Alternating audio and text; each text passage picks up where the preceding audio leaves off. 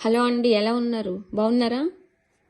ఏంటండి, ఎందుకండి అంత కష్టపడుతున్నారు ఇంగ్లీష్ నేర్చుకోవటానికి? వామ్మో అమ్మో అంటానికి ఇదేమన్నా బ్రహ్మ విద్య ఏంటి? మీకు సబ్జెక్ట్స్ తెలుసు కదా. అదే I we you, they he she it, వాటితో మాట్లాడేసేయండి అంతే. మీకు వెర్బ్స్ తెలుసు, go, come, read, write, learn, అవన్నీ ఏముంది సింపుల్. ఇప్పుడు హీ షీట్ చెప్పానుగా, వాటికి ఎస్ కానీ ఈఎస్ కానీ యాడ్ చేయండి ప్రజెంట్ టెన్స్లో చాలు. అంటే I go, we go, you go, they go. అంటే he goes, she goes, it goes అనండి చాలు.